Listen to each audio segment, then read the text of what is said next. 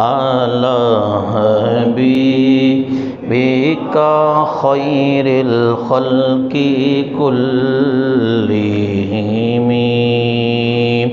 محمد سيد الكونين والثقلين محمد سيد الكونين والثقلين والفريقين من عرب ومن أجم مولاي صل وسلم دائما أبدا على حبيبك.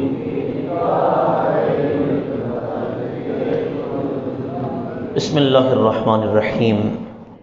شہر رمضان الذی انزل فیہ القرآن. صدق اللہ مولانا العظیم وبلغنا رسولہ النبی الکریم الامین. ان اللہ وملائکتہ یصلون علی النبی یا ایہا الذین آمنوا صلوا علیہ وسلموا تسلیما. صلاۃ والسلام علیک یا سیدی یا رسول اللہ وعلی آلک واصحابک یا سیدی یا خاتم النبیین. حمد و ثنا کے بعد معزز و محتشم نمازیان کرام، گفتگو سے پہلے آپ تمام احباب کو بندہ ناچیز کی جانب سے، ہمارے نائب امام مدرس قاری محمد عاقف یاسین صاحب کی جانب سے، مسجد حاضہ کے خادمین کی جانب سے ماہ رمضان المبارک کی آمد بہت بہت مبارک ہو. دعا ہے رب کائنات ہمیں اس کا ادب اور احترام کرنے کی توفیق عطا فرمائے. بہت عظیم مہینہ، بڑا جلیل القدر مہینہ ہے. اس کی عظمت، مقام، رفعت اور شان کا اندازہ آپ یہاں سے لگا سکتے ہیں کہ اسلامی 12 مہینے ہیں، جن میں ذی الحج بھی اسلامی مہینہ ہے، محرم بھی اسلامی مہینہ ہے، ذی القعدہ بھی اسلامی مہینہ ہے، ربیع الاول، ربیع الثانی، جمادی الاول، جمادی الثانی، رجب، شعبان، یہ سارے اسلامی مہینے ہیں. لیکن چند شخصیات، عورتوں میں سے حضرت مریم سلام اللہ علیہا کا نام قرآن پاک میں آیا ہے، مردوں میں سے سرکار کے صحابہ کرام میں سے حضرت زید بن حارثہ آپ کا نام آیا ہے. اور مہینوں میں یہ واحد ماہ رمضان المبارک ہے جس کا ذکر واضح الفاظ کے اندر قرآن پاک کے اندر آیا ہے. چنانچہ فرمایا شہر رمضان الذی، یہ وہ عظیم مہینہ ہے. کون سا؟ رمضان المبارک. کیا ہوا اس میں؟ انزل فیہ القرآن، اللہ نے اس کے اندر قرآن پاک نازل فرمایا ہے. ماہ رمضان المبارک کی تعریف اور اس کی ڈیفینیشن میں مفسر شہیر حضرت مفتی احمد یار خان نعیمی رحمۃ اللہ تعالی علیہ، بہت بڑے بزرگ گزرے ہیں، فرماتے ہیں یہ رمضان یا تو رحمان سے ہے، جیسے رحمان ہوتا ہے ایسے رحمان ہے کہ اللہ تعالیٰ کا نام ہے.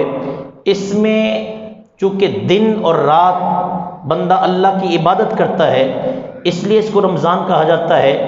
یا پھر یہ رمضان رمضان سے نکلا ہے، اور رمضان اس موسم کو کہتے ہیں، اس بارش کو کہتے ہیں جو موسم خریف میں برستی ہے، اور اس موسم میں برس کر جتنی بھی مٹی گندلا پن ہوتا ہے، جتنی بھی گرد و غبار ہوتی ہے، دھل جاتی ہے.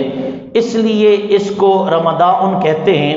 اور ماہ رمضان کو رمضان اس لیے کہتے ہیں کہ اس میں بندہ عبادات اتنی کرتا ہے کہ اللہ تعالیٰ بندے کے گناہوں کو دھو دیتا ہے، اس لیے اسے ماہ رمضان کہا جاتا ہے. یہاں تک کہ حضرت انس ابن مالک صحابی رسول ہیں، سرکار کے خادم ہیں، 10 سال تک سرکار کے گھر میں نوکری کی ہے، لیکن سرکار کا اخلاق ایسا حسین تھا کہ حضرت انس ابن مالک کہتے ہیں میں نوکر تھا گھر میں، کام کاج کرتا تھا، خادم تھا۔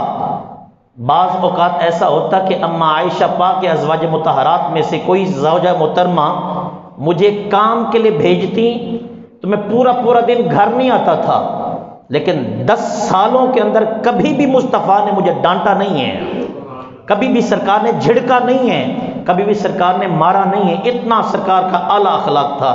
سرکار فرماتے ہیں، حضرت انس سے مروی ہے، فرماتے ہیں کہ اس مہینے کو رمضان اس لیے کہا جاتا ہے کہ یہ بندے کے گناہوں کو جلا کر رکھ دیتا ہے، اللہ نے اس لیے اس کا نام رمضان رکھا ہے۔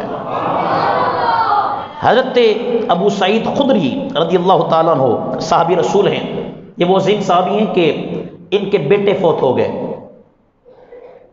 ہمارے ہاں ہم تراویح پڑھتے ہیں نا تو کچھ دوست شروع میں شوق ہوتا ہے، لیکن بعض پھر ایسا وقت بھی آ جاتا ہے کہ امام صاحب تراویح کے لیے اللہ اکبر کہتے ہیں اور دوست پیچھے بیٹھ کر گپے مارتے ہیں، باتیں کرتے ہیں۔ تکبیر اولا کی قدر، اس کی اہمیت دیکھیں۔ حضرت ابو سعید خدری کا بیٹا فوت ہو گیا تو صحابہ کرام اکٹھے ہو کر آپ کے پاس آئے افسوس کرنے کے لیے۔ آپ ناراض ہوئے، غصے میں آئے، جلال میں آئے، فرمایا کل میری تکبیر اولا چھوٹ گئی تھی، کل تو تم مجھ سے افسوس کرنے نہیں آئے تھے۔ یعنی کہ بیٹے کا اتنا دکھ نہیں ہے، بیٹا جو فوت ہوا ہے اس کا اتنا دکھ نہیں ہے جتنا تکبیر اولا کے چھوٹنے پر دکھ ہے۔ آپ فرماتے ہیں کہ نبی کریم صلی اللہ علیہ وآلہ وسلم نے ارشاد فرمایا کہ جب رمضان کی پہلی رات آتی ہے اللہ تعالیٰ آسمانوں کے دروازے کھول دیتا ہے، جنت کے دروازے کھول دیتا ہے، جہنم کے دروازے بند کر دیتا ہے، یہاں تک کہ ماہ رمضان کی آخری رات ہوتی ہے تب بھی جنت کے دروازے کھلے ہوتے ہیں اور جہنم کے دروازے بند ہوتے ہیں۔ اور اگلا انعام بڑا کمال کا ہے، فرمایا کہ اس مقدس مہینے کی کسی رات میں، کسی دن میں جب اللہ کا بندہ عبادت کرتا ہے، مسلمانوں بڑے مقدس تم ہو، بڑی عظمت تمہاری، فرمایا اس کی کسی رات میں یا کسی دن میں جب اللہ کی بندہ عبادت کرتا ہے تو ایک سجدہ کرتا ہے نا، اللہ تعالیٰ ایک سجدے کے عوض 1500 نیکیاں اس کے نامہ میں لکھ دیتا ہے، 1500 نیکیاں۔ اور فرمایا کہ جب یہ عبادت کرتا ہے اللہ تبارک و تعالی رمضان کی برکت سے اس عابد، اس زاہد، اس نمازی کے نام کا جنت میں ایک محل بناتا ہے، جو محل عام نہیں بلکہ سرخ یاقوتوں کے ساتھ بنایا جاتا ہے، اور ایک محل کے 60,000 دروازے ہوتے ہیں، ایک محل کے 60,000 دروازے ہیں۔ اور فرمایا ہر دروازے کا پٹ جو ہوتا ہے، جو ہم بند کرتے سے پٹ کہتے ہیں، ہر دروازے کا پٹ سونے سے بنایا گیا ہے۔ یہ عبادت ہے رمضان المبارک کی، جب بندہ عبادت کرتا ہے۔ اگلی بات سنیے، اسی حدیث پاک میں ہے، اور یہ حدیث پاک جو ہے یہ شعب الایمان کے اندر صفحہ نمبر 3، جلد نمبر 3 صفحہ نمبر 314 پر ہے۔ فرمایا کہ جب رمضان کے اندر عابد عبادت کرتا ہے اللہ تبارک و تعالیٰ اس عابد کے لیے، اس روزے دار کے لیے 70,000 فرشتوں کو پیدا فرماتا ہے۔ 70,000 فرشتے مل کر اس ایک بندے کے لیے مغفرت اور بخشش کی دعا کر رہے ہوتے ہیں۔ عام بندہ دعا کرے اللہ دعا قبول فرماتا ہے، تو فرشتے تو معصوم عن الخطا ہیں، ان سے تو غلطی ہوتی نہیں ہے، وہ اللہ کے مقرب ہوتے ہیں، اللہ کے قریبی ہوتے ہیں۔ اللہ اپنے بندے سے اتنی محبت فرماتا ہے کہ اس ایک بندے کی مغفرت کے لیے 70,000 فرشتوں کو پیدا فرماتا ہے، اور وہ 70,000 فرشتے ہر وقت، ہر لمحہ یہ دعا کرتے ہیں، یا اللہ اس کی بخشش فرما دے، یا اللہ اس کی بخشش فرما دے، یا اللہ اسے جنت عطا فرما دے، یا اللہ اسے جہنم سے آزادی عطا فرما دے۔ فرمایا کہ جب عابد عبادت کرتا ہے، ایک سجدہ کرتا ہے، اس سجدے کے عوض اللہ تبارک و تعالیٰ اس بندے کے نام کا جنت میں اتنا بڑا درخت لگاتا ہے کہ کوئی بندہ بہت تیز گھوڑا چلنے والا اس درخت کے نیچے 500 سال تک دوڑتا رہے تب بھی اس درخت کی مسافت کو پورا نہیں کر سکتا ہے۔ اتنا عظیم مہینہ، سرکار نے فرمایا من صام رمضان ایمانا و احتسابا غفر لہ ما تقدم من ذنبہ.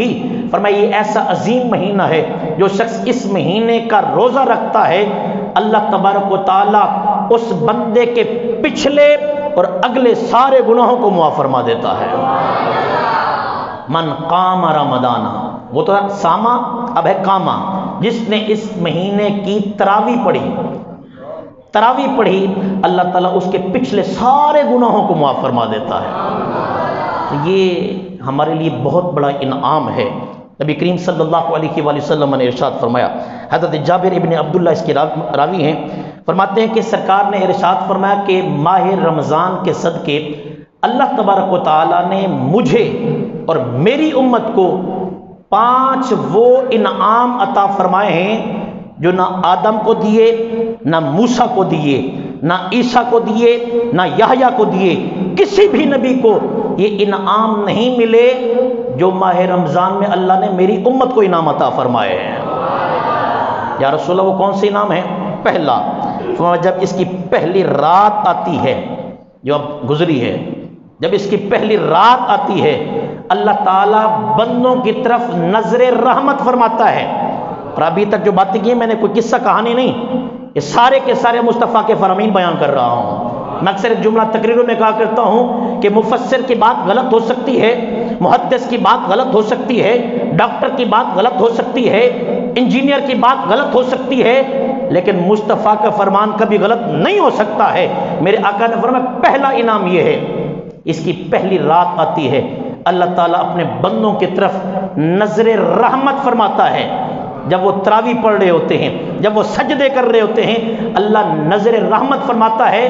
فرمایا جس پر اللہ کی نظر رحمت پڑ جائے اللہ اسے جہنم سے آزاد فرما دیتا ہے. پہلا انعام. دوسرا انعام، فرمایا دوسرا انعام یہ ہے کہ شام کے وقت روزہ دار کے منہ سے جو بو پیدا ہوتی ہے نا، بھوک کی وجہ سے، بولنے کی وجہ سے، قرآن پاک کی تلاوت کی کثرت کی وجہ سے، ذکر اذکار کی وجہ سے، بولنے کی وجہ سے، بول بول کر کھاتا کچھ نہیں ہے، پیتا کچھ نہیں ہے، اس کے منہ میں سمیل پیدا ہوتی ہے. اللہ تبارک و تعالیٰ کو وہ سمیل اور وہ بو جو ہے مشک اور عنبر سے بھی زیادہ پسند ہے. اور بندہ اللہ ناز فرماتا ہے، فخر فرماتا ہے، اے فرشتوں تم کہتے تھے یہ لڑیں گے، تم کہتے تھے یہ قتل کریں گے، دیکھو میرے لیے کیسے بھوک برداشت کر رہے ہیں، میرے لیے کیسے پیاس برداشت کر رہے ہیں، میرا ذکر کر رہے ہیں. تیسرا انعام، فرمایا فرشتے اس روزہ دار کے لیے ہر وقت دعا کرتے رہتے ہیں. چوتھا، فرمایا جنت اس روزے دار کے لیے مزین کی جاتی ہے، سجائی جاتی ہے. اور پانچواں اور آخری، فرمایا جب اس کی آخری رات آتی ہے، یعنی رمضان شریف کی آخری رات آتی ہے، اللہ تبارک و تعالیٰ فرشتوں کو گواہ بنا کر فرماتا ہے، فرشتوں یاد رکھنا انہوں نے تراویح پڑھی، میرے لیے روزہ رکھا، میرے لیے فطرانہ دیا، میرے لیے فدیہ دیا، میرے لیے زکوٰۃ دی، میرے لیے عبادات کی، میرے لیے گواہ ہو جاؤ، پھر میں نے ان سب کو بخش دیا ہے اور جنت ان کے نام فرما دی ہے. اللہ تبارک و تعالی ہمیں ماہ مقدس کا ادب اور احترام کرنے کی توفیق عطا فرمائے.